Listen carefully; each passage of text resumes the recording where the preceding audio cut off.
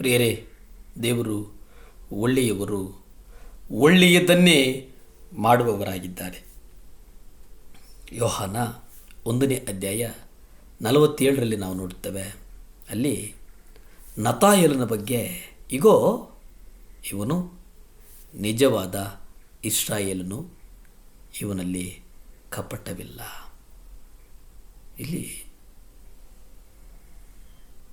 ನತಾಯೇಲನು ಕುರಿತಂತೆ ಯೇಸು ಹೇಳುವಂಥ ಮಾತಿದೆಯಲ್ಲ, ಇದು ನಮ್ಮನ್ನು ಚಿಂತನೆಗೆ ಹಚ್ಚಬೇಕು.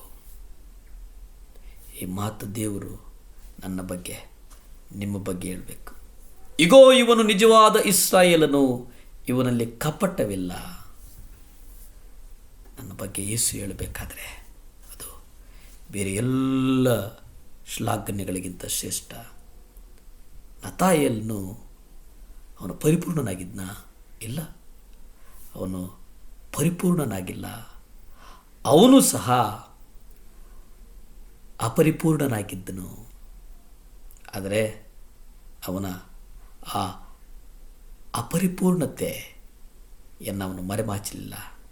ಅವನು ತನ್ನ ನಿಜ ಸ್ಥಿತಿಯನ್ನು ಯಥಾರ್ಥತೆಯಿಂದ ಒಪ್ಪಿಕೊಳ್ಳುತ್ತಾನೆ, ನಟನೆ ಮಾಡಲಿಲ್ಲ. ಅವನು ಅನನೀಯ ಅಥವಾ ಸಫೈರಗಿಂತ ವ್ಯತ್ಯಾಸವಾಗಿರ್ತಾನೆ. ಆದರೆ ಅವನು ಆತ್ಮಿಕನಾಗಿದ್ದನು, ನೆನಪಿಸಿಕೊಳ್ಳುವಂಥವನಾಗಿದ್ದನು. ಅದಕ್ಕೆ ನಾವು ನಮ್ಮ ಜೀವಿತದಲ್ಲಿ ನೆನಪಿಟ್ಕೋಬೇಕು, ಅರ್ಥವಿಲ್ಲದ ವ್ಯರ್ಥವಾಗುವಂತಹ ಮಾತುಗಳಿಗೆ, ಕ್ರಿಯೆಗಳಿಗೆ ನಮ್ಮನ್ನು ನಾವು ಕೊಟ್ಟುಕೊಳ್ಳಬಾರದು. ಒಂದು ಅರ್ಥವಿಲ್ಲದ ಮತ್ತು ವ್ಯರ್ಥ ಮಾಡುವಂಥದ್ದು, ಇದು ಬಹಳ ಮುಖ್ಯ ಅನ್ನುವಂಥದ್ದನ್ನು ನೀವು ನೋಡಬೇಕಾಗ್ತದೆ.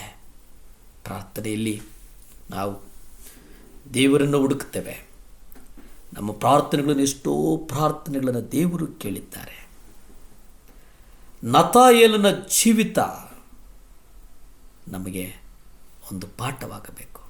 ಯಾಕೆಂದರೆ ದೇವರೇ ಹೇಳುವ ಹಾಗೆ ನತಾಯೇಲನು ಪರಿಪೂರ್ಣನು, ಅಂದರೆ ದೇವರಿಗೆ ಇಷ್ಟವಾದವನು, ಕಪಟತನ ಇಲ್ಲ ಎಂಬುದನ್ನು ನಾವು ನೋಡುತ್ತೇವೆ. ಅಂದರೆ ಅವನು ಭಾನುವಾರದ ಕ್ರೈಸ್ತನಾಗಿರಲಿಲ್ಲ. ಅವನು ಹೃದಯಾಂತರಾಳದಿಂದ ದೇವರಿಗೆ ಒಪ್ಪಿಸಿಕೊಟ್ಟಿದ್ದ.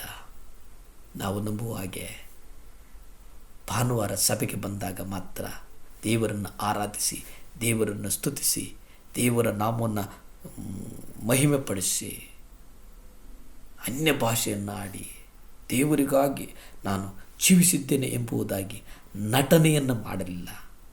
ಅವನು ನಟನೆ ಮಾಡಲಿಲ್ಲ, ಕಪಟತನದಿಂದ ಕೂಡಲಿಲ್ಲ, ವ್ಯರ್ಥ ಮಾತುಗಳನ್ನು ಆಡಲಿಲ್ಲ, ವ್ಯರ್ಥವಾದಂಥ ಕಾರ್ಯಗಳನ್ನು ಅವನು ಬಯಸಲಿಲ್ಲ, ಅನಗತ್ಯವಾಗಿ ಯಾರನ್ನು ಅವನು ಬೈಲಿಲ್ಲ, ಅನಗತ್ಯವಾಗಿ ಯಾರನ್ನು ಅವನ ಜೊತೆ ಕರೆದುಕೊಂಡು ಹೋಗಲಿಲ್ಲ, ಅಗತ್ಯವಿಲ್ಲದಿರುವಂಥದ್ದನ್ನು ಅವನು ಮಾಡಲಿಲ್ಲ. ಅವನು ಮಾಡಿದ್ದೇನು ಗೊತ್ತಾ? ಕೇವಲ ಯಥಾರ್ಥತೆಯಿಂದ ಕರ್ತನ ಕೃಪೆಗಾಗಿ ಕಾದಿದ್ದ, ಕರ್ತನ ನಾಮವನ್ನು ಕೀರ್ತಿಸಿದ, ನಾಮವನ್ನು ಭಜಿಸಿದ, ಕರ್ತನ ನಾಮವನ್ನು ಸ್ತೋತ್ರ ಮಾಡಿದ. ಕರ್ತನಿಗೆ ಮೆಚ್ಚುಗೆಯಾಗುವ ರೀತಿ ಅವನು ಜೀವಿಸಿದ. ಅದಕ್ಕೆ ದೇವರು ಅವನಿಗೆ ಕೊಟ್ಟಂಥ ಬಹುಮಾನ ಏನು ಗೊತ್ತಾ? ಇಗೋ ಇವನು ನಿಜವಾದ ಇಸ್ರಾಯೇಲನು, ಇವನಲ್ಲಿ ಕಪಟವಿಲ್ಲ ಎಂಬುದಾಗಿ ದೇವರು ಹೇಳ್ತಾರೆ. ಎಷ್ಟು ಅತ್ಯದ್ಭುತವಾಗಿ ದೇವರು ಹೇಳ್ತಾರೆ ಅಂತಂದರೆ, ಆ ಯಥಾರ್ಥತೆ ನಮ್ಮಲ್ಲಿ ಬರಲಿ. ಭೂಮಿ ಆಕಾಶಗಳನ್ನು ಉಂಟು ಮಾಡಿದಂಥ ಸರ್ವಶಕ್ತನಾದಂಥ ದೇವರ ಸ್ತೋತ್ರಪ್ಪ. ದೇವರೇ, ಯಥಾರ್ಥತೆಯನ್ನು ಕೊಡಪ್ಪ. ಯೇಸುವಿನ ನಾಮದಲ್ಲಿ ಸ್ವಾಮಿ, ನಿಮ್ಮನ್ನು ಸಂಪೂರ್ಣವಾಗಿ ಸ್ತುತಿಸುವ ಹಾಗೆ, ನಿಮ್ಮ ನಾಮವನ್ನು ಅನೇಕ ಜಗತ್ತಿಗೆ ಮೂಲೆ ಮೂಲೆಗೂ ಪರಿಚಯಿಸುವ ಹಾಗೆ, ನಿಮ್ಮ ಹಾಡುಗಳನ್ನು ದೇವರೇ ಬೇರೆ ಬೇರೆ ದೇಶಗಳಿಗೂ ಹೋಗಿ ಆಡುವ ಹಾಗೆ ಒಂದು ಕೃಪೆಯನ್ನು ಕೊಡು ಸ್ವಾಮಿ. ಅದಕ್ಕೆ ದೇವರ ಬಾಗಿಲುಗಳು ತೆರೆಯಲ್ಪಡಿ ಸ್ವಾಮಿ. ಯೇಸುವೇ ಸಹಾಯ ಮಾಡಪ್ಪ. ಯೇಸುವಿನ ನಾಮದಲ್ಲಿ ಬೇಡಿ ಬಂದು ಪ್ರಾರ್ಥನೆ ಮಾಡಿ ಆಶೀರ್ವಾದಗಳನ್ನು ಹೊಂದ್ಕೊಳ್ತಾ ಇದ್ದೆ ಪರಮ ತಂದೆಯೇ. ಆಮೇನ್.